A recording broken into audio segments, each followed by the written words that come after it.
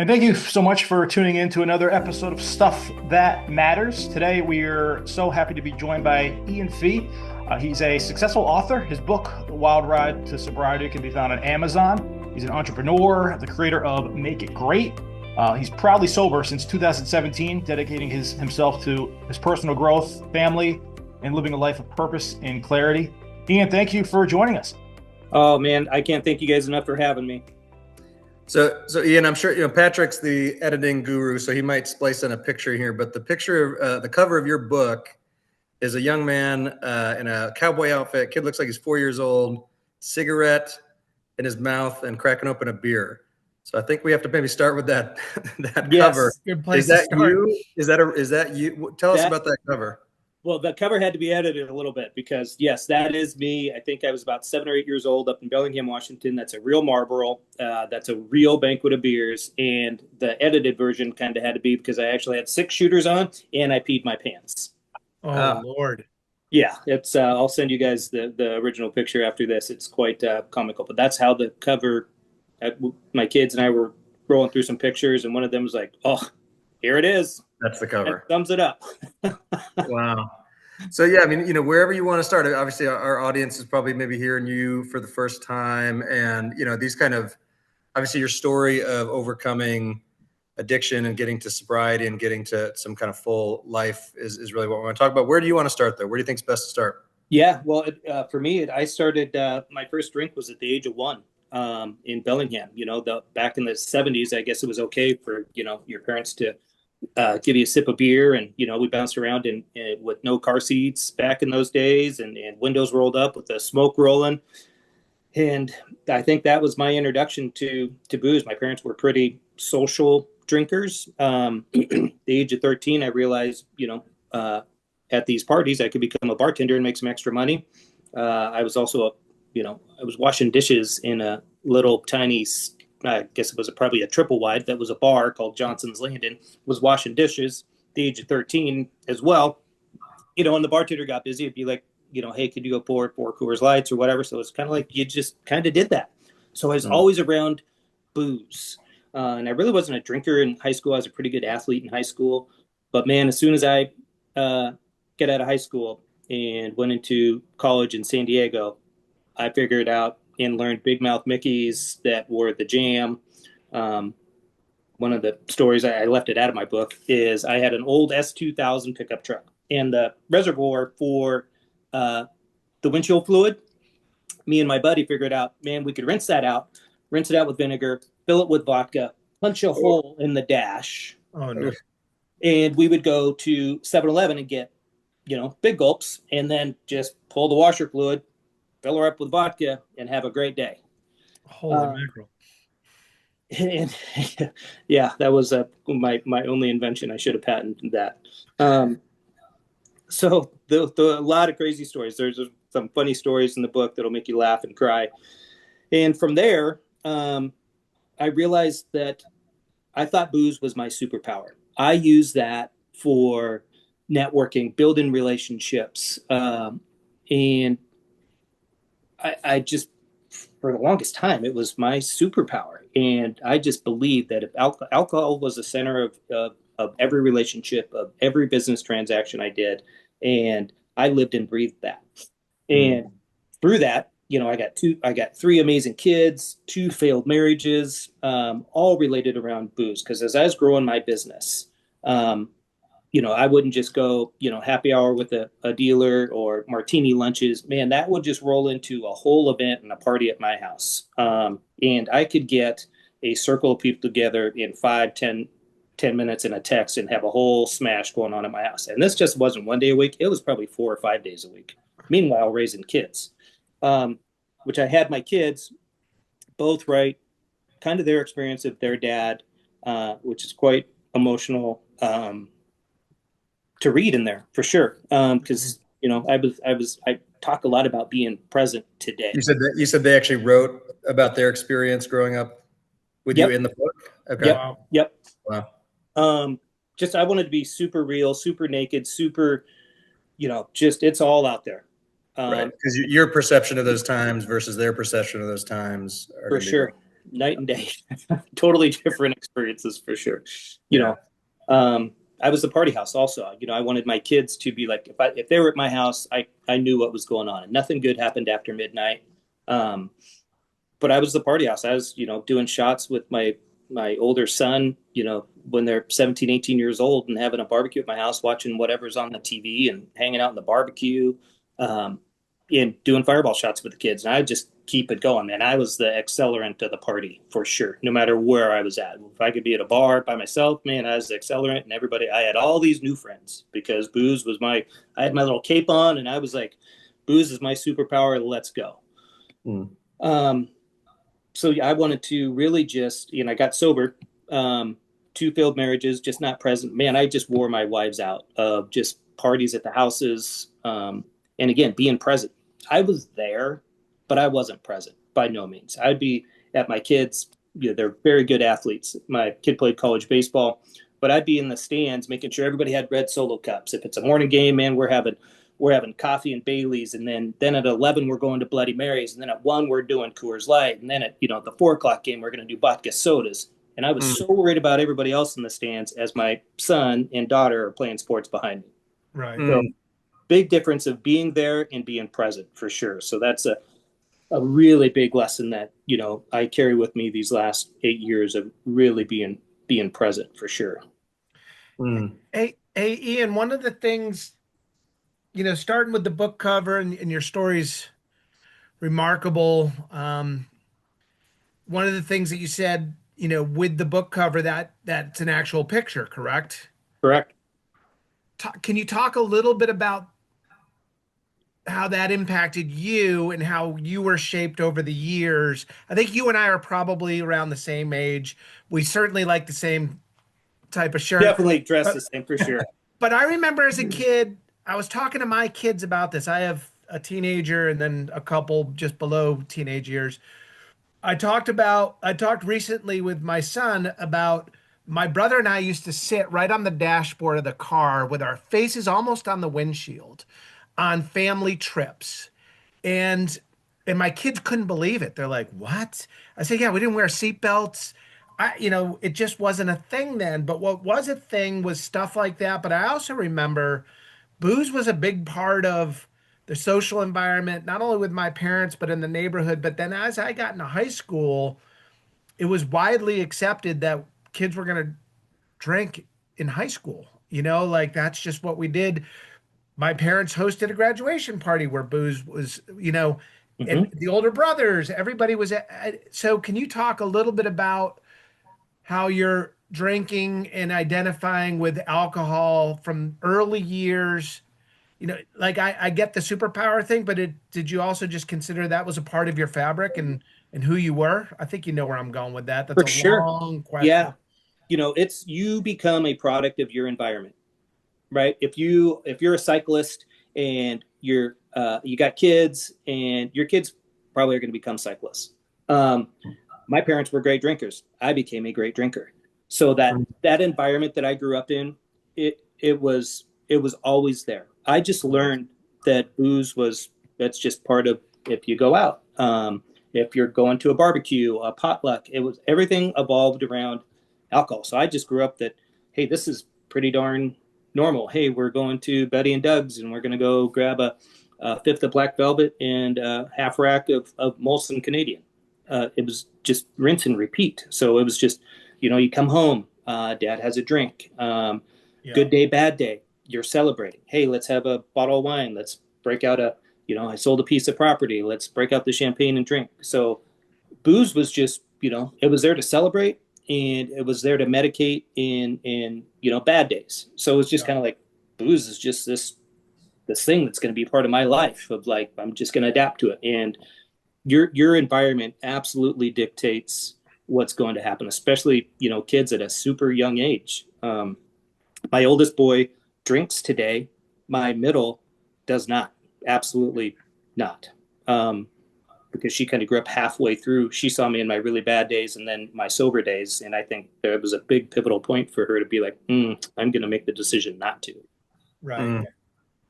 One of the things I've always thought about, and we've talked to a lot of folks, on the podcast around addiction, and I mean the relationship between, and I don't know if it's okay to call it, addiction. Sometimes people think about drugs, but when I say addiction, I mean there's food addiction, anything that you're not in control of.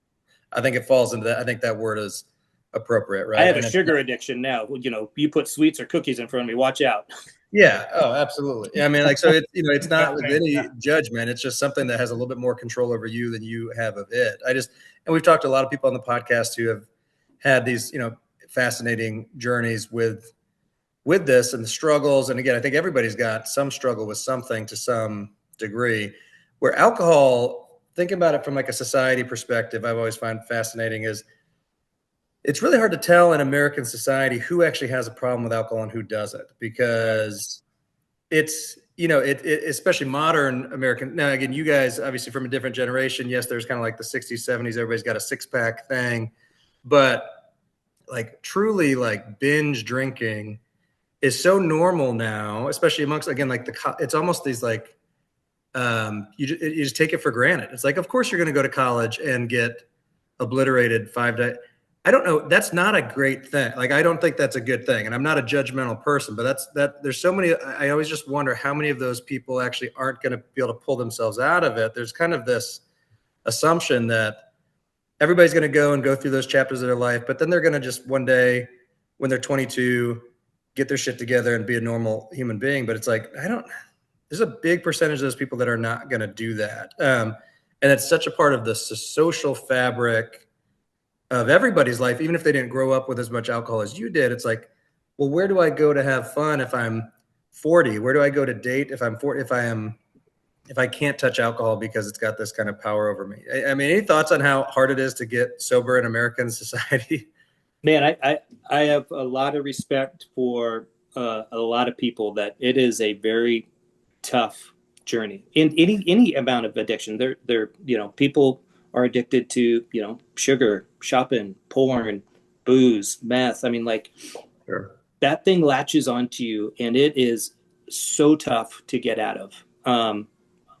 That, man, for me, I had a phenomenal circle that helped me in my journey, right? But that's the whole thing of like just binge drinking. Like, it's a thing, man. You go party till you fall over and you're throwing up, and then your friends are like, haha, we got him, and then you feel like absolute ass the next day, and it's rinse and repeat.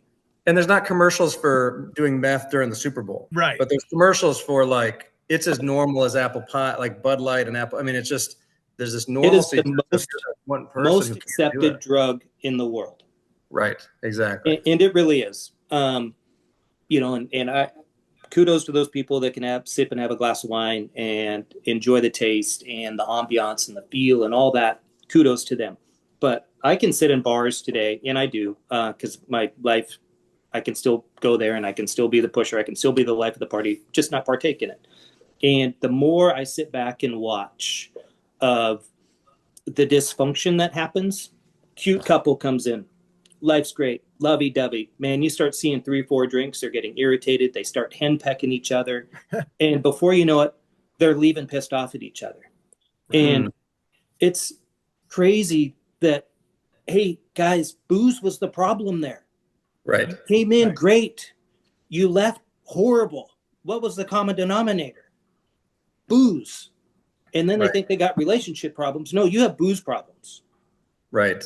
And to just sit and watch the train wreck happen in different environments. You go to sporting events, man. I go to a lot of sporting events with clients, baseball, football games, same deal. Everybody's great, happy. Guys could be best friends. And then they want to fist fight after 7 beers because their opposing teams are, something happened, which is insane to me. I work with a guy, or I've got a buddy of mine who I've known in kind of my work circles who works on the campus of, I'll just say it, East Carolina University, which is in Eastern North Carolina. And he sent a photo of like a welcome sign to their athletic complex. And it was sponsored by, it was either Smirnoff or one of these like newer beverage, maybe like High Noon or something. And he was like, what are we doing? What are we when you have a facility sponsored by a booze at a college campus, That seems like not very You've given up. logical. You've given up. Maybe you just given up. Right. Like you've ceded the ground to something that I think is ultimately going to be dysfunctional for most people. Right. Right. 1,000%. Yeah, Yeah. it's so socially acceptable. I do feel a little bit, and you guys correct me if I'm wrong. I feel there is this sober, curious movement coming along. I would That say more so. and more people with longevity and these peptides and all this health and wellness buzz that's out in the world, that I really feel more and more people are becoming sober curious because they're starting to really realize of how toxic it is in, their personal life, their relationship. They look in the mirror. Man, I drank for 34 years and millions. I did the math. Millions of dollars I wasted from client entertainment to bar tabs, $2,500 bar tabs here. It is absolutely insane the amount of money that I spent just on alcohol. I sure wish I had those $1 million today. Absolutely, for sure, because it'd be way different. And the waste and the time that I got back of not just sitting in bars in these useless environments. Like, I have so much more time today. It is crazy. You want to buy back time? Quit drinking. Quit your addiction. Right. Well, I've always, and again, I didn't grow up. I mean, Ian, you and I probably had the total opposite childhood when it came to our relationship with alcohol. I didn't touch alcohol until I was 21. Wow. And that wasn't like some special thing. I wasn't some saint at all. I just wasn't exposed to it much, so I talk about that all the time too. It's not like I was, running through bars and just being the really, self-control guy. I have no self-control. Like I think I had Taco Bell right before the podcast today. Like I have no self-control. I just wasn't exposed. It wasn't an environmental, variable to me. But it is, again, it's a unique vice in that it not just affects you that night, but it affects you all day the next day, and for potentially days and weeks ahead. And then it does become something to make that crappy feeling go away. You need more of it. And I think we've such decoupled it from drugs. We've always viewed AA and NA have to be this, they're totally different worlds, but it really does have a very similar pattern to any other drug. Absolutely. Other than I could go to a QT today and get some. That's the difference. The accessibility of it is insane. Which makes it worse. It's worse. So easy to get hold of. At least work a little hard to go, nurture a meth habit. You don't have to work that hard to nurture any kind of alcohol habit. So, Ian, what was the you mentioned the circle of support you had, right? Mm-hmm. And I've heard the term, you hit your bottom or whatever. Can you talk a little bit about when things started to change for you? What was that like? What created that? Was it internal, external, both? Speak to that maybe a little bit. Yeah. Rock bottom. I think I had a lot of rock bottoms and I just didn't know it. I had, we do these conferences in Vegas and we'd have to go suit up and get our badges on and go network. Well, I remember when we were sitting at Caesars in the hot tub. It's probably 15 minutes before the floor opens and we got to be dressed. And I got everybody in the hot tub. I'm the life of the party. I'm making sure everybody's got beers and shots. I'm like, hey, one more round. We can get dressed in 5 minutes. This is like maybe another beer and a half. Let's go. Order another round. Well, I think it was after the conference, a week or two, a guy's like, hey, might want to slow down a little bit. I was like, yeah, whatever. Whatever. Okay. Right. And so I had so many hundreds of those, maybe even thousands of all these flags going off. And a rock bottom, I guess, I never had the oh my gosh, I almost, knock on wood, man, I was very lucky and blessed. I drove when I absolutely should not have been driving. So I'm very lucky I didn't hurt anybody, hurt myself, clip a kid. I didn't have one of those, oh my God, you hurt somebody or you hurt yourself. That's my rock bottom. I think I had hundreds of rock bottoms with, depression. I sold my company. I got super depressed for two weeks, suicidal. I was like, why am I having these crazy thoughts? And that could have been a rock bottom. 2 failed marriages, maybe those were rock bottoms. Right.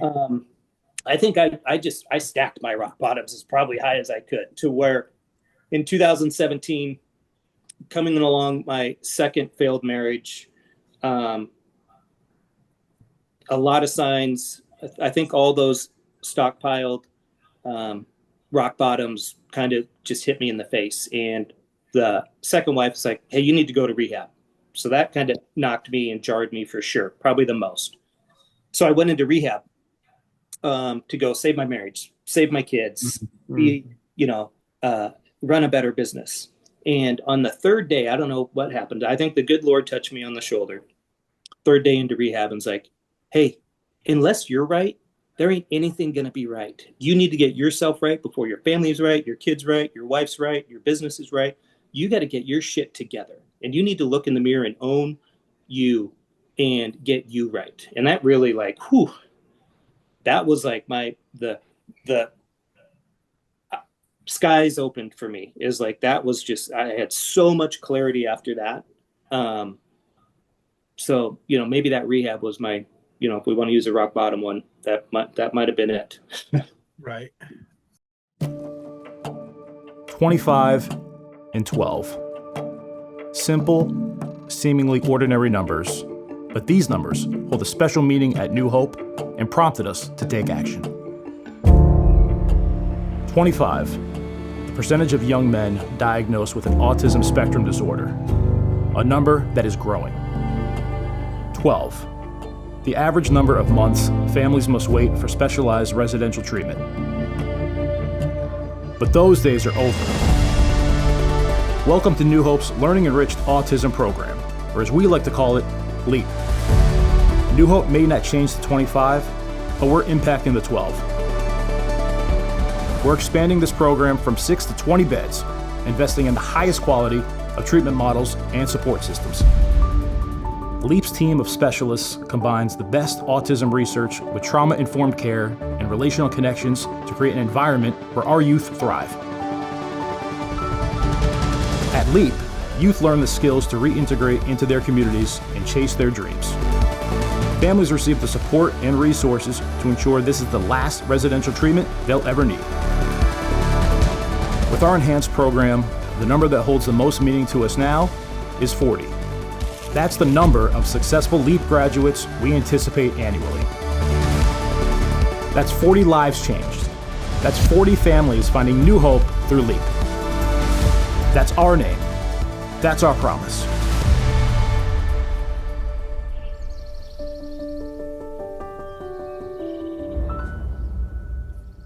Follow up to that, the rock bottom piece of it, my mom's side, her family, she's got some relatives where drug addiction has been a persistent theme for most of my certainly adult life and even childhood. And they've gone to rehab numerous times, hasn't stuck. They've relapsed a number of occasions. So for you, what has worked? Obviously, staying sober since 2017. Relationships in your life. You mentioned your kids a lot. What has worked for you that has really kept you, of this mindset where you don't need to drink in order to, live a fulfilled life? Yeah, I talk about my core four. People that have been with me, my drinking partners, they're still in my core four. They, I got four really good buddies, and their wives are been like phenomenal. They can laugh with them, cry with them, share anything with them, goals. They support my crazy visions, my 100x dreams. They are just the anchor of support for, sobriety, of the encouragement and what I'm trying to make an impact on other people. They are so supportive of that, that your core four, your circle, it's that old saying, show me your 5 friends and I'll show you your future. Man, I had one of my son's friends at my book launch party, and he asked me, he's like, hey, I really want to quit. What's the first thing I need to do? And I know this kid well. I'm like, your circle is your problem. Your circle is booze, weed, drink, Friday nights, Thursday nights, after work. And you don't have one in your circle that is dragging you out of your circle to be like, hey, bro, why don't we go work out? Hey, let's go hit a bucket of balls. Hey, let's go. His circle has him sucked in so bad And it's the fear of leaving that circle. It's the fear of losing that friends. Well, it's okay to outgrow some relationships in life. Yep. Because it doesn't mean you're not going to be with them every day. If those people are just sucking you down and, Right. That influence, you got to get out of that circle. You have to go find another circle. That's why, this brotherhood or this sisterhood of getting around the right people is so important in any journey of life, whether you're trying to grow your business, you're trying to get sober, you're trying to get out of addiction, you're trying to get out of porn addiction, you're trying to get whatever, you got to get in the circle that helps you get out of that.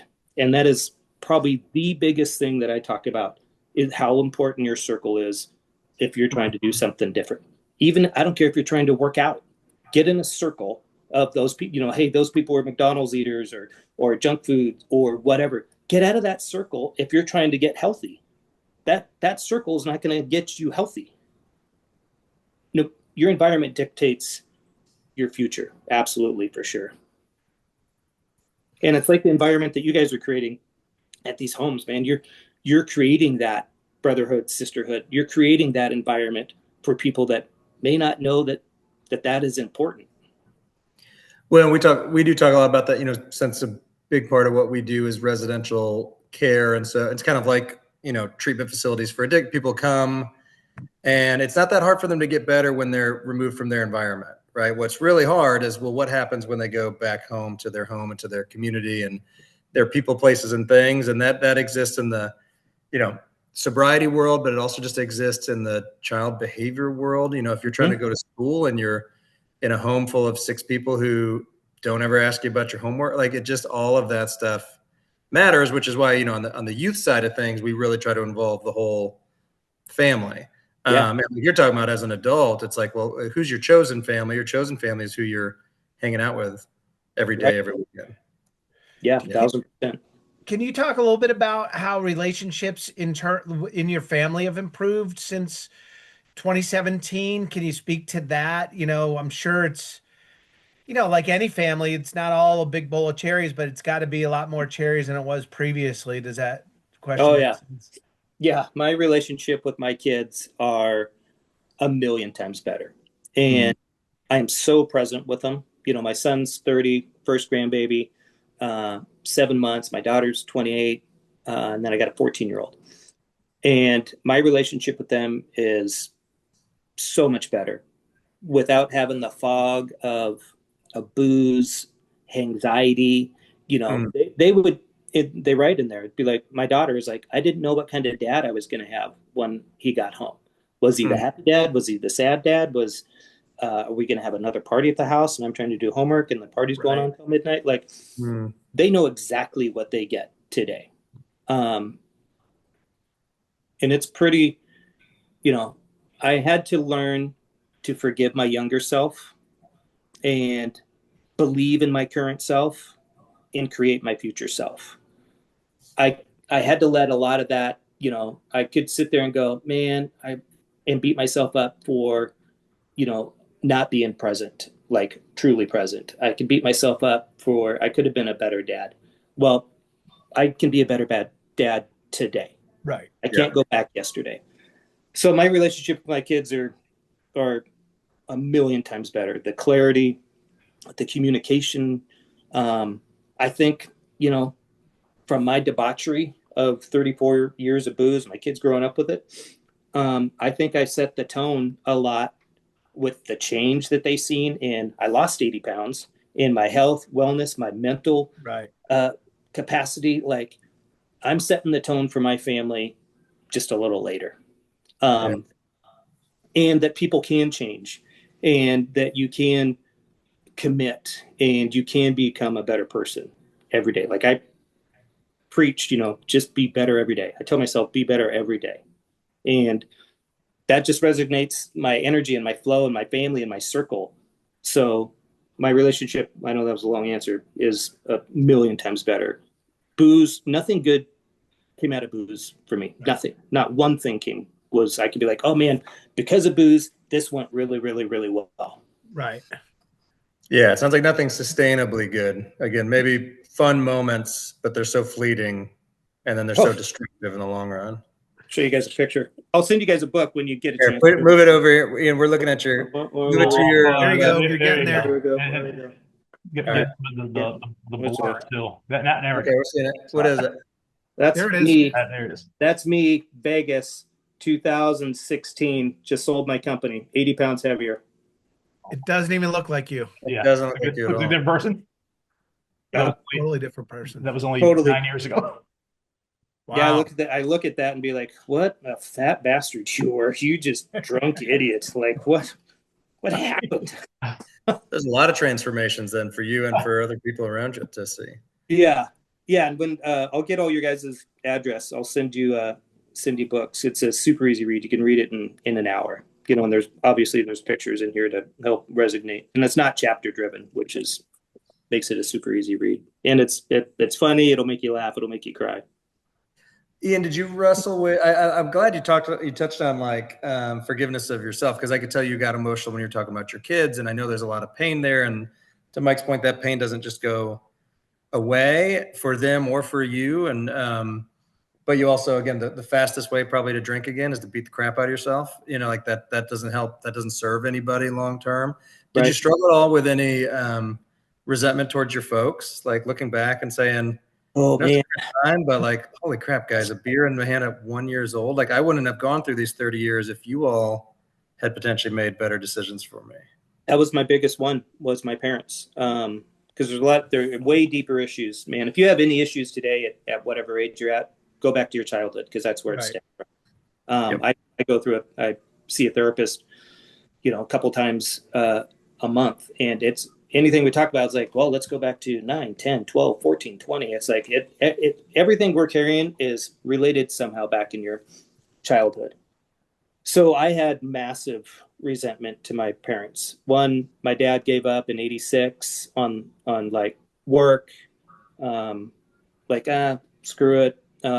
We were on welfare. We were on government cheese, and just kind of gave up on life in 86 when we moved from Bellingham. And my mom was a stay-at-home mom. And I did. I funded my parents till they died. My mom passed away at 85 this last Christmas. My dad 2 years ago at 95, still drinking and eating like a baboon. So I had a lot, right? Because I funded my parents, just kind of like I was their financial source. From the age of 13. That's the whole reason I worked in a bar, is so we had money. So I would go work at this bar at Johnson's Landing, give money to parents to live and buy potlucks and booze. And I didn't realize that resentment until about 10 years ago, buying cars for them, paying rent for them. I had a lot of resentment, for sure. And I had to learn to accept that I was loved, that I had to look for all the good instead of carrying all the bad. And I do that a lot in therapy, is like, they raised a good kid, kind, given. Like, what do you think your parents, my parents would give when we grew up poor, when I was in the Salton Sea, that, people would knock on the door, be like, hey, you have some water. My mom would give them, shoes and shirts. And she was just this kind, loving, giving person. So I had to focus on all the good that came out of that. Yeah. Even though I had this baggage of booze that I just, got indoctrinated with. And there is no playbook for parents. There is none. Right? There is none. My son just had first baby. It's like, there is no book they're going to learn from, obviously my mistakes and kind of their environment of like what is good for their kid. But there is no playbook. My parents didn't have a playbook for me. They didn't realize if they would have saw the future of like, hey, booze is going to be a real big problem in our family, maybe we should do something. But a lot of people don't think that way. Right. No, and they're not usually the first ones in their family tree to struggle with it either, right? I mean, this thing potentially started for them. And there's, and I tell every family there's got to be one, who's going to be the one to break the chain.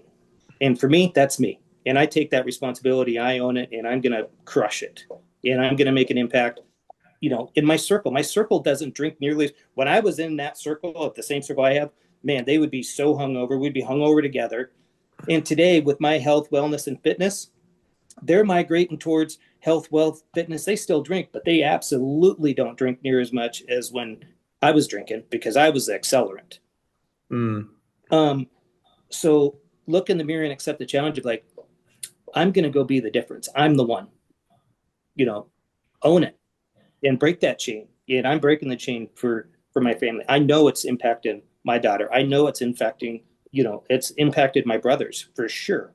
Just with the health and wellness kind of kick I'm on, of like how well I feel. Like I put on one of those weight vests, like a 50-pound one, and I lost 80 pounds. I was like, holy cow, like, man, this thing's heavy as balls. I used to carry another one of these around. How unhealthy was that? Well, thanks for talking about your folks. I mean, I think that's important. And I love that you, again, trying to find and touching on the fact that you're in therapy. Again, I think these things, there's a lot more, layers. It was such a bad word when I was growing up of like, oh, therapy, what's wrong with you? Right. Well, and I relate it to a lot of people that ask me like, oh, therapy, like you're 50, do you have a life coach? Like, yeah, let's look at if you are an athlete, a Phil Nicholson, a basketball player, LeBron James, I don't care what sport, but if you take, CEOs, they all have coaches. Right. They have fitness coaches, golf, they have mindset coaches. They have manifestation and visualization coaches. Like they are investing in themselves to be better. And you could call those, they're their therapists. That's exactly what they are. Yeah, it's all more acceptable ways of saying therapy. It's all right. The whole buzzword of life coach or embetterment, like therapy is not bad at all. No. Like I encourage every single person in the world, go find somebody that you can go communicate with that wants you to be better and helps you be better. And you also have to be open to be better, right? I know I spoke at some of these alcohol classes where people are forced to be there and they are not ready. When somebody's ready, they know they're ready, but they're mandated to be there and they're not ready. It's like, you have to look in the mirror and be like, I get a lot of people reach out to me like, hey, how do you do it? How can you sit in a bar? I'm sober curious. What can I do? And be like, I got a buddy that I work out with, and he'll be like, oh, I'm good. I haven't drank in 2 weeks. I'll be like, man, I'm super proud of you. Keep going. And then the next workout, I'll see him be like, bro, you reek of booze. What happened? Oh, I went out and, and it's like, well, you're not ready. Clearly you're not ready. Everybody's so unique in the journey. That's what's so great to talk to different people. Everybody's story is so unique and so different, and their family upbringing is such an impact on it as well. Right. So Ian, I'm curious about two things. And if you don't want to go into the first one, it's 100% fine. But the reason why I'm going there is like, we work in the mental health space. We're probably, I think it's a fair statement to say, the work we do, I think we're probably in our industry a little bit more acutely aware of things like alcohol abuse and addiction. The world that you worked in, I got a buddy who sells commercial roofs, and he's constantly taking his customers out to dinner, drinks, golfing, drinks, hunting, there's drinks everywhere. May I ask what kind of work you were involved in for years that allowed that kind of lifestyle? The first portion of it, I was running hotels. And I know where you're going with this. It's not industry specific. People can be like, and from there I went into the car business, F&I and insurance. Yeah. People could be like, oh, it was the hotel business, man. It got you. Or pharmaceutical sales, man. We just drink all the time. Or you're in the auto sales business. We crack drinks at 10 o'clock at our last customer. And now that I sit back and look, I'd be like, I used to go, maybe there is an industry that drinks more. I absolutely think every industry drinks a lot. Right. It's not just industry specific. It's our personal excuse to utilize that. Oh, I'm in the car business. I got to go out and have a drink. Oh, I'm in the, real estate business, and it's just tough market out there right now. Right. It's like we use our industry as an excuse to drink. Or it's I'm in this industry, I got to drink. Validates the behavior. Right. The second part of that, or the second part of my thought, and I'll be quiet after this, is the purpose and the intent of the book. You know, like what was that just can you just share like what do you want readers to get out of it? You mentioned that it's you're gonna laugh, you're gonna cry, but like when you started penning this book, what was the intent?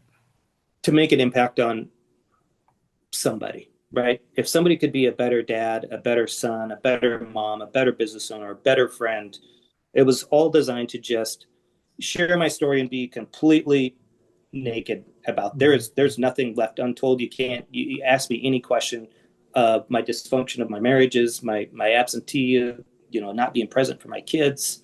How I could have probably sold my business for 10x of what I did if I wasn't in just this booze fog.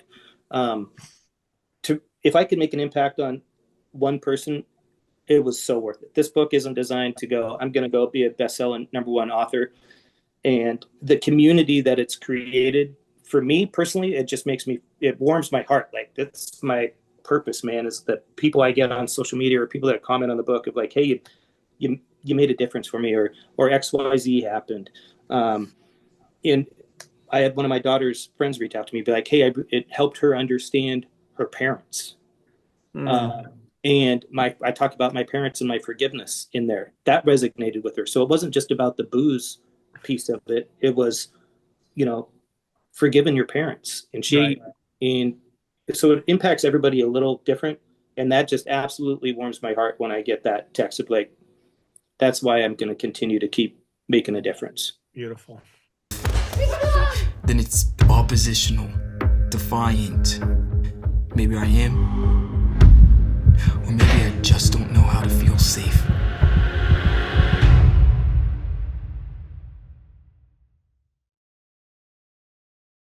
Ian, I just wanted to highlight Make It Great a little bit. What was the purpose behind that? The kind of driving force and similar to the book, its intention now today, what exactly is Make It Great? That's a great question. So Make It Great started in rehab. So in this rehab, there's this little smokers lounge outside, big round table. I'm in the Northwest, so it rains a lot and there's a lot of trees. So we'd be sitting around this round table, and again, I'm the life of the party, and I'm going to make sure my community and my network's taken care of. So I would always order in pizza. I ordered in smoothies for everybody. I just did all kinds of crazy random stuff just to have fun and keep our minds right and keep it lighthearted.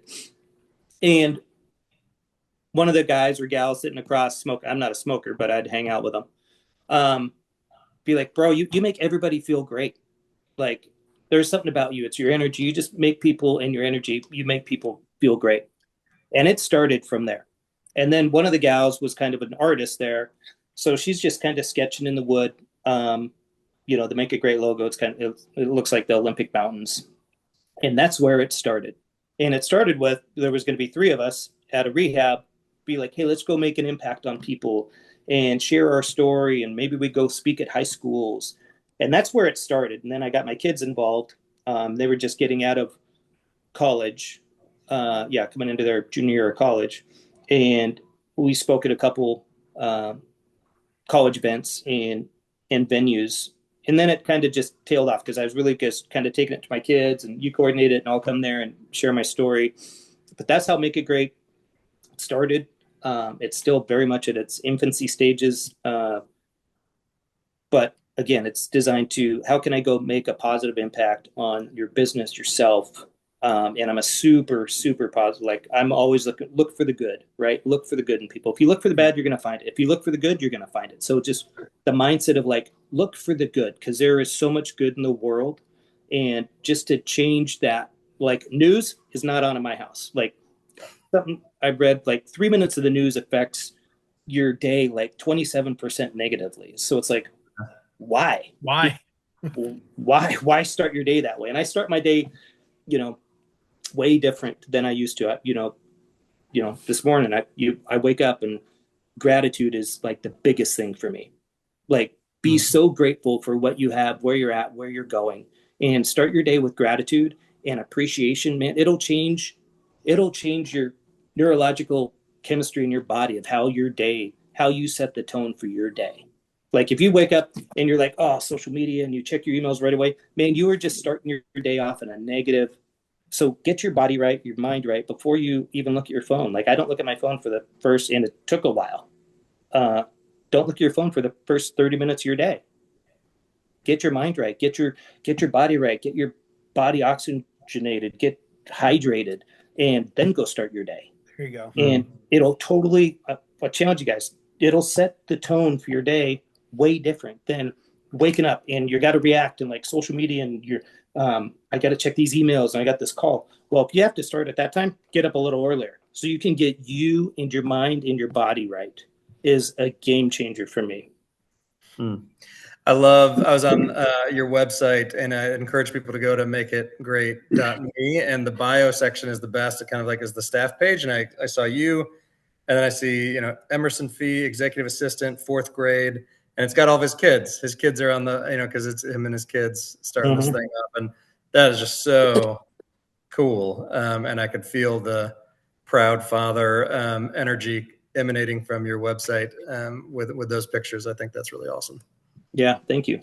That's really special. So yeah, Ian, I do also want to say, and you mentioned again, everybody's journey is different. Everybody's recovery journey is different. Everybody's situation is different. Although there's a lot of there's probably more similarities than differences at the end of the day with all of this stuff. But I do think it's profound that, and probably unique that you were able to kind of maintain your friendships.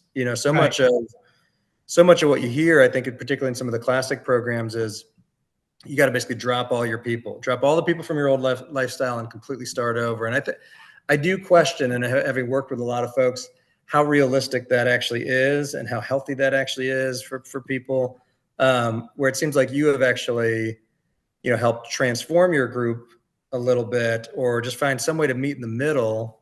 And I think that's really unique. I mean, that's a unique part of your story, that you're like, yeah, I didn't drop these guys, that my core has been my core, and they love me back then and they love me now. Right. And actually maybe them even knowing the old you potentially helps on the accountability side. I don't know. That's just a unique part of your story that I picked up on.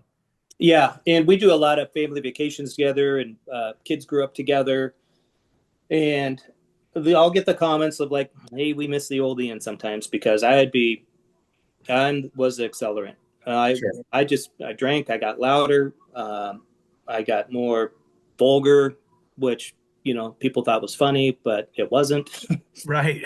And, one of the things I'll touch on is I have no regrets. I used to wake up in the morning and be like, oh shit, what did I text? What did I email? Oh Lordy, who do I need to apologize to? And that was a daily occurrence, because drinking days, neighbor would be over, be like, oh, I would just say stupid stuff. Like, did JoJo get her boobs done? Like, oh, boobs are looking great today. Like, just stupid random stuff in a funny situation. But then it's like, well, that was kind of rude. And then the next day you're like, oh my God, did I just make a comment about JoJo's boobs? What did I do? And I don't have any of those, and they were harmless. But there are things that you say that will be never unheard. Yeah. Right? I've said things to my ex-wives that will never, ever, ever, ever be unheard. I can't take those back. And I don't have those anymore. I wake up with absolutely no regrets. And that's so refreshing. Because it was a daily occurrence of like, oh boy, who do I need to apologize for? And everybody is so sweet and kind. They're like, oh yeah, you were just, that was drunky and you were just trying to be fun. But those words are never unheard. Ian, my favorite question, the final question, couple pieces together just based on what you've shared with us so far this episode. I'm going to ask you anyway. For you, what is the stuff that matters? Stuff that matters for me is gratitude and appreciation. At that very moment, be so grateful for what you have. I'm so grateful for my kids, my family, my circle. The opportunity to do this with you guys is like, and take each day and just try to be better every day. And I'll go back to that saying, forgive your younger self, believe in your current self, create your future self. I just kind of live and breathe by that. And if you start your day with gratitude, I don't care who you are, what you're struggling with, or if you're struggling with nothing, start your day with gratitude and appreciation. It'll change your mindset. Awesome. I love it. Yeah, great stuff, Ian. Thank you. Thank you for your honesty. We're glad you're doing so well. We're glad your kids are doing well. We're glad your story is not done yet. I mean, this is really moving, and I think a lot of people can take a lot of things from this. So appreciate you sharing. Hope the book is a huge success. We'll link to all of your stuff. We'll push that out there. We'll make sure folks get to see and hear more about your story. If there's anything I can do for you guys, please reach out. Anything it is, whether it be sending a book to somebody that may need it, that's going through your program, you name it. I'd love to help. Where's home for you now, Ian? Where's home now? Seattle is, I spend 70% of my time there and a little bit in Phoenix, Arizona. Okay. I was born up in Bellevue, so in Bellingham area. Yeah, so I drink at a lot of those bars. Yeah. That's right. Almost all of them, probably. All right, man. Well, thank you so much, Ian. Awesome Appreciate meeting it. you. Thank you. Yep. I appreciate it. Make sure I'll email you and I'll get you guys books out. So just send me your address and I'll get you a book and some hoodies. So send me your sizes.